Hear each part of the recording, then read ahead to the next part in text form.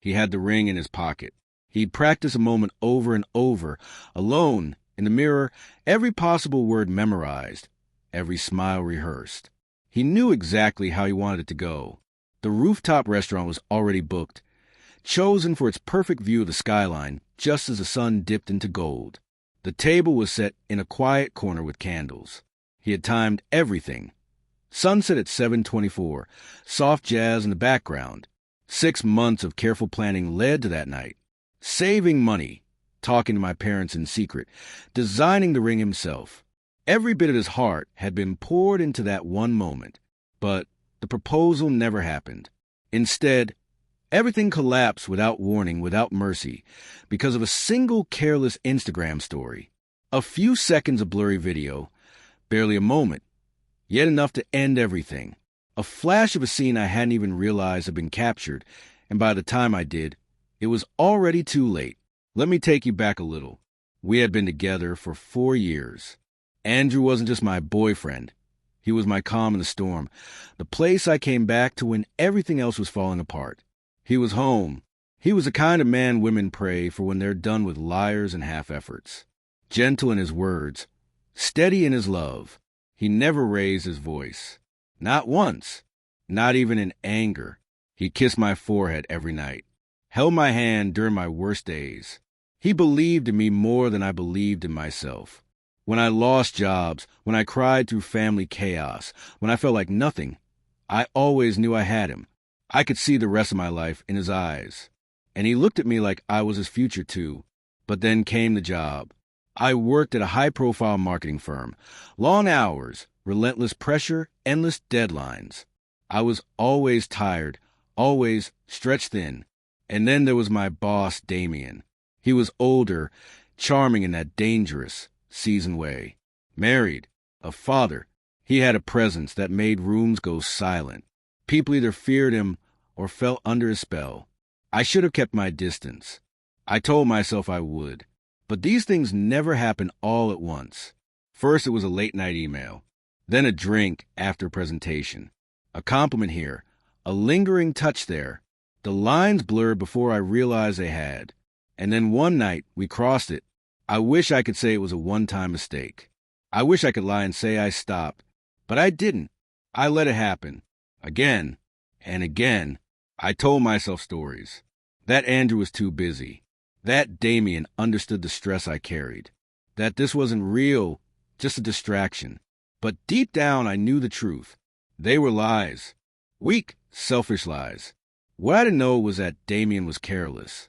Arrogant enough to believe he could document parts of his secret life without consequence. One night, after a company dinner, I went back to his hotel suite. I stayed until morning. Slipped out quietly while he stayed in bed, half asleep. That same day, I noticed a story had been posted on his private Instagram account. Just a few seconds. Blurry. Dim lighting. Maybe he hadn't realized the camera was recording. He was lying on the bed, shirtless, looking dazed, and in the background, unmistakably, I leaned down and kissed him on the cheek. The video barely showed anything, but someone noticed. Someone always does. One of Andrew's friends, apparently, followed Damien's daughter on Instagram.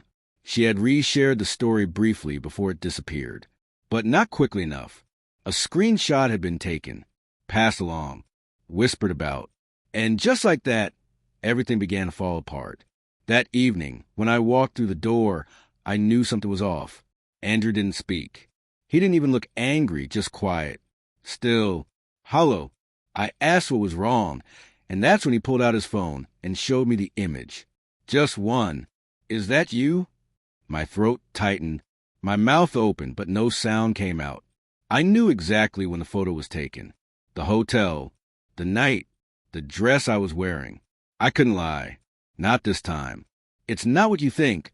I whispered, barely able to breathe. He didn't yell, didn't curse.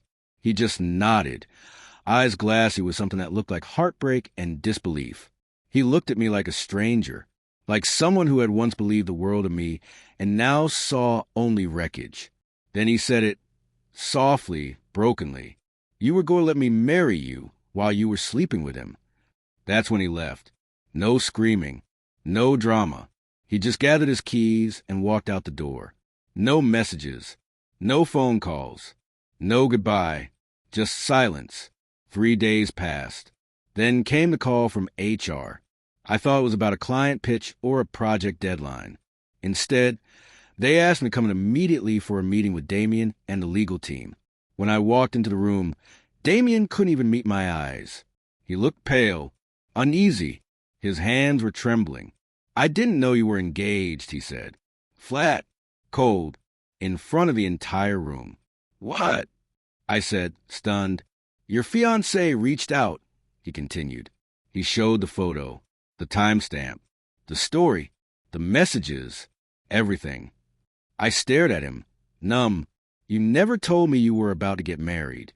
You never asked," I replied, too stunned to feel ashamed yet. He gave a hollow, bitter laugh. "You lied to both of us." And just like that, I was terminated. Immediate dismissal. Cited for inappropriate relations, breach of professional conduct, reputational damage. No severance. No reference. Nothing but shame. Damien didn't last much longer either. His daughter had seen the video and told her mother. His wife threw him out. And when the scandal reached upper management, he lost his position too. 2 households wrecked. 2 careers destroyed. All of it unraveling in days. I stayed in my apartment, barely moving. My phone never rang. My inbox stayed empty. The wedding invitations, beautifully embossed and ready to be sent, were never mailed. Andrew had already canceled everything. I found out through one of his cousins that he had designed the rings himself. Had our initials engraved inside. I never got to see them. I only knew because she returned a dress I'd left at a family gathering. Looked at me with quiet disgust and told me. I tried to reach out. Emails, voicemails, a letter written by hand, filled with everything I hadn't said. I never got an answer, not even a single word.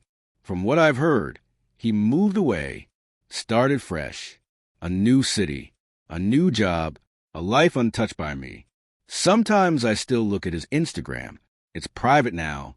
The photo of us laughing on the beach is gone, replaced by a serene mountain view. Quiet, distant, free. The ring meant for me? I don't know. Maybe it's still tucked in a drawer somewhere. Or maybe he threw it into the ocean to let it sink like the rest of us.